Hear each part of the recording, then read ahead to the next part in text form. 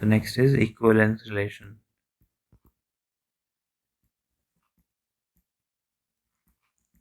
Equivalence relation, तो equivalence relation काफ़ी ज़रूरी रिलेशन है और ये एग्जाम में भी आता है कई बार कि prove that the following relation is equivalence और नॉट। तो देखिए इसकी डेफिनेशन ये है कि अगर कोई रिलेशन रिफ्लेक्सिव है,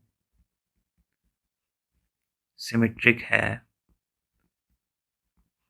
ट्रांजिटिव है, यानी कि रिफ्लेक्सिव भी है, सिमेट्रिक भी है और ट्रांजिटिव है, अगर ये तीनों हैं केवल तभी मैं इसको इक्विवेलेंस बोलूंगा।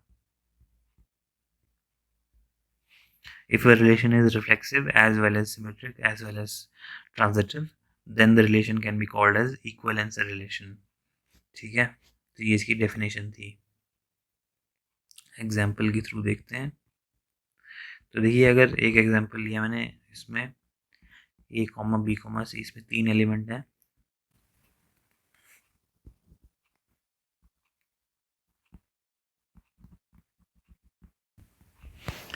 तो देखिए क्या ये रिफ्लेक्सिव है। देखिए इसमें सारे के सारे डायगोनल एलिमेंट प्रेजेंट हैं, तो ये रिफ्लेक्सिव है। क्या ये सिमेट्रिक है। सिमेट्रिसिटी के लिए हम एक एक्स कॉमा वाई और वाई कॉमा जेड की फॉर्म में कोई चीज़ ढूंढते हैं। तो जब इसमें एक्स कॉमा वाई की फॉर्म में ही कोई चीज़ नहीं है तो फिर ये इसकी सिमेट्रिसिटी की फेलिंग कंडीशन ही नहीं है, तो ये क्लियरली सिमेट्रिक होगा। ठीक है, तो क्या ये ट्रांजिटिव है।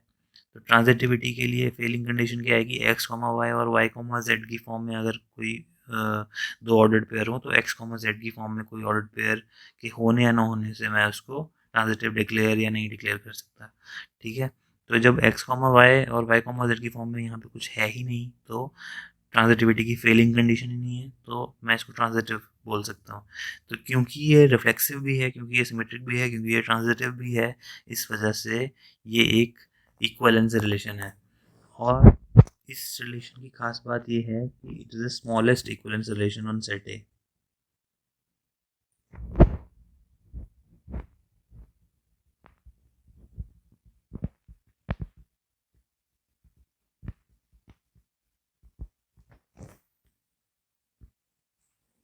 This is smallest equivalence relation. ठीक है, इससे बड़े इक्विवेलेंस रिलेशन भी पॉसिबल हैं, जैसे R2। तो देखिए क्या ये रिफ्लेक्सिव है। जी हाँ, सारे डायगोनल एलिमेंट है तो रिफ्लेक्सिव तो है ही। क्या ये सिमेट्रिक है। तो देखिए ए कॉमा बी के लिए बी कॉमा ए है इसमें, तो ये सिमेट्रिक भी है। क्या ये ट्रांजिटिव है। ट्रांजिटिव के लिए क्या होता है कि ए कॉमा बी और बी कॉमा सी होना चाहिए, क्योंकि यहाँ पे बी कॉमा सी ही नहीं है, तो ए कॉमा सी के लिए टेस्ट करने की बात ही छोड़ दीजिए। तो फेलिंग कंडीशन वेरीफाई नहीं हो सकती। जब फेलिंग कंडीशन ही नहीं है तो ये ऑटोमेटिकली ट्रांजिटिव है। तो ये रिफ्लेक्सिव भी है, सिमेट्रिक भी है, ट्रांजिटिव भी है। ये एक इक्विवेलेंस रिलेशन है, लेकिन क्या ये सबसे छोटा इक्विवेलेंस रिलेशन है। नहीं, क्योंकि सबसे छोटा इक्विवेलेंस रिलेशन इससे ऊपर मैंने लिखा हुआ है R1 की फॉर्म में, ए बी बी और सी इसमें है। ठीक है, तो ये एक डिसेंट साइज का इक्विवेलेंस रिलेशन है।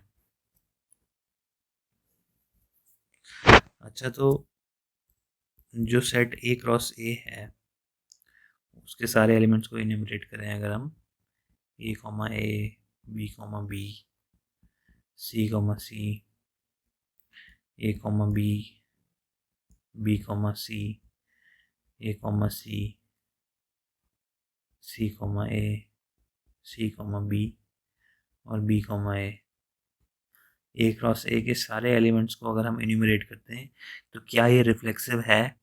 देखिए सारे डायगोनल एलिमेंट प्रेजेंट है तो रिफ्लेक्सिव तो है। क्या ये सिमेट्रिक है।